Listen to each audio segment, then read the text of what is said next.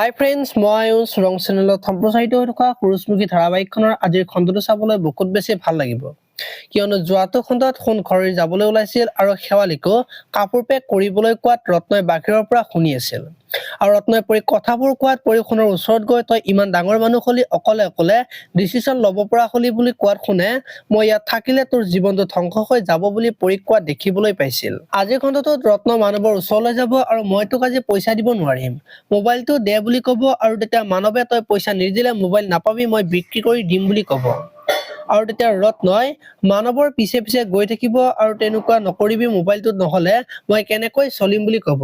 আৰু তেতিয়া মানৱে তোৰ লগত পইচা আছে মই জানো বুলি ক'ব আৰু সেইখিনি সময়তে সোণ আহিব আৰু তই ইয়াত কি কৰি আছা বুলি সুধিব। আৰু তেতিয়া মানৱে মোৰ পৰা পইচা ধাৰলৈ লৈ দিয়া নাই বুলি সোণক ক'ব আৰু সোণে ৰত্নক ঘৰলৈ লৈ যোৱা দেখিবলৈ পাব। এইফালে আকৌ সোণে ৰত্নক ঘৰলৈ লৈ যাব আৰু তই কিহৰ কাৰণে মানৱৰ পৰা টকা ধাৰত ললি, তহঁতক মই এটা জাকজমকীয়া জীৱন দিব পৰা নাই, তাৰ সক্ষম নহয় মই তহঁতক পঢ়াত কোনো দিনে বাধা ৰাখিব দিয়া নাই, তাৰ পিছতো তই কিয় পইচা ধাৰত ল'ব লগা হ'ল বুলি ৰত্নক সোধা দেখিবলৈ পাব।